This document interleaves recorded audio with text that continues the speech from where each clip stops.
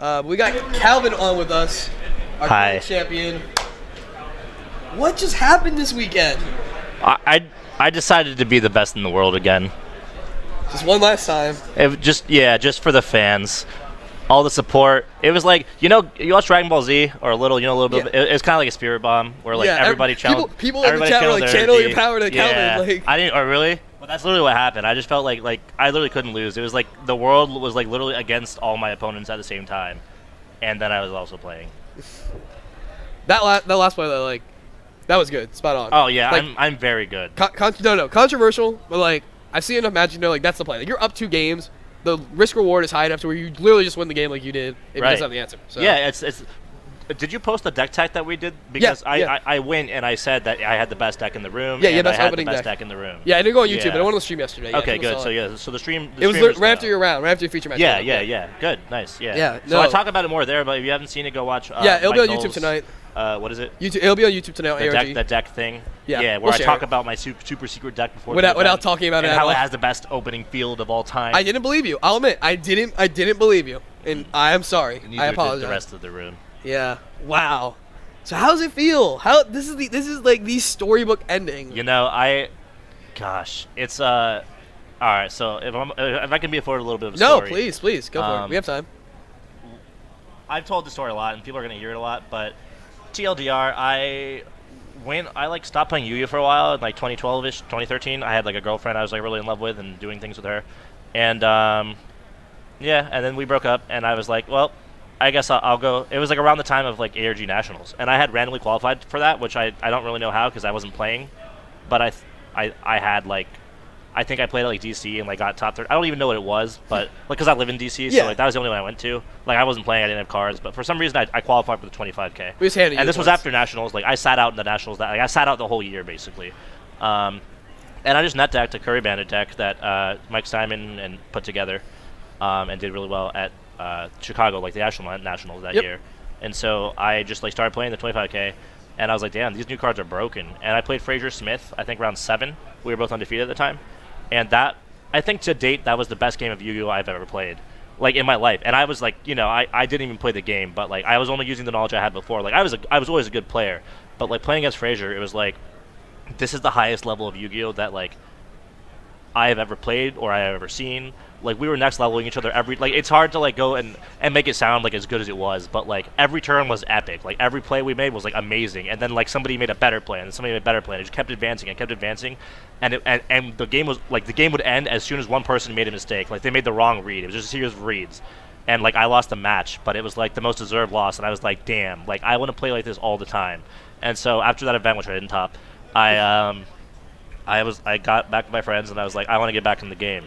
And I told myself that, I'm starting to become an adult. I'm getting a little older. And so this is probably the last, like, at the time, this is the last time I would, like, quote, come back to the game. And, like, and if I was, like, because Yu-Gi-Oh! Is, like, a thing and eventually we're all going to outgrow. And if it was, like, a thing I was going to do, I owed it to myself to, like I wouldn't, like, I was having, like, some problems in life, too. Like, some depression and, like, and it was, like, a lot of it was from, like, all unresolved problems I had in life. Like, with, like, girls, with school, with, like, and Yu-Gi-Oh! Was another thing. It was just I put so much effort in, like the early part of my life, and I just didn't really have results. And so I decided, all right, if I'm gonna come back, I'm gonna be like the best at it. Like I'm going to go to. I'm not gonna half-ass this. I'm gonna go to every single event that I can, like not miss a single one that I can afford to go to, and I'm just gonna keep topping and keep topping. And I told myself I would stop, and I would stop playing forever if I got 10 tops or 1 win. This was roughly, this was like 3 years ago. And then I proceeded to become the best player in the world in 2014, Player of the Year. 2015, I had a little bit of slump, and then that Christmas I announced the farewell tour, because I sort of came after 2 years of just trying and getting so close. And the second place really ate at me. Like the second place at I don't remember where it was, Jersey. I won the first 2 games and just lost 3. Only player in the game to be swept in the finals. So I guess I had that going for me. It just took so much. I was like, if I'm not going to win there, when am I ever going to win? And so I started to think, and I was just like, and my friend Ryan at the time, who I like sort of taught him the game. I like took him along with me. He learned like a lot from going with me, and eventually he became far better than I could like have ever even hoped to. Like he topped Dallas, Toronto, like back to back, and then he got a side frames win at jersey as well, which is funny.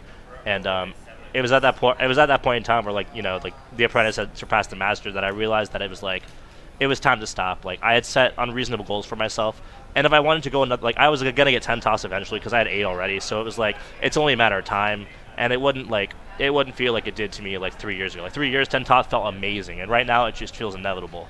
And so I told myself that I would stop playing when I got 10 toss or a win. And then I realized I couldn't do that, so I was like, you know what, I'm just going to call it. And instead, I'll just play 4 more events and let people come out and say goodbye. And so that's what we did, and this is the final one.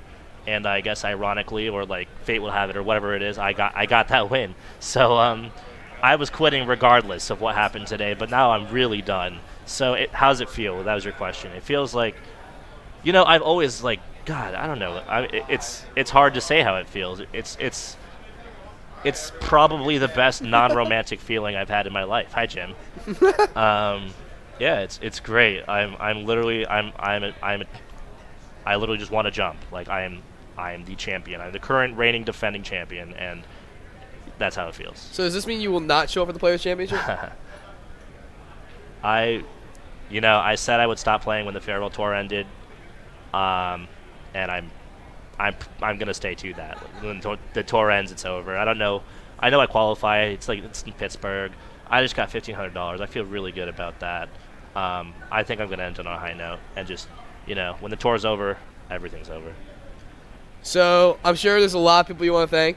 Anyone you want to shout out now? I know there must be a huge list, but there's got to be some people you want to thank right now. Yeah, I'd definitely like to thank Base Lolly for trying to stop me. You can't stop the best in the world when you're staying in California.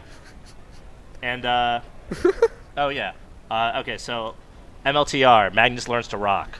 Look up the songs 25 Minutes Too Late. It'll teach you everything you need to know about becoming a Shonen Jump champion. Yeah. So, there's that. I'll be posting more videos to Facebook and everywhere. I have a lot of people I have to go say hi to. There's like an audience of people waiting for me right now. Yeah. Any other questions? Because I love doing these. No, I think that's it. Calvin, it's been great having you at the Circuit Series. It's been great being. I've always loved seeing you. It's gonna be sad to not have you commentating with us first 2 rounds. Yeah, me too. I know Stan back here will miss you too. I know that this is a great day. Like this is why we come to these events to see stuff like this happen. So thank you for your support of the Circuit Series. Congratulations on your win. And if I could just say one more. Oh yeah. Thing, can that be allowed to? No, go for it. Follow your heart. Like this is gonna be like one of those. It's gonna be short, I promise. Just follow your heart. And if you ever feel like you're playing this game and like you're struggling, like the one thing you have to remember is that you will never be as good as I am. Hey, you dropped the mic. That's it. All right, guys. We'll be back in a bit with some more content.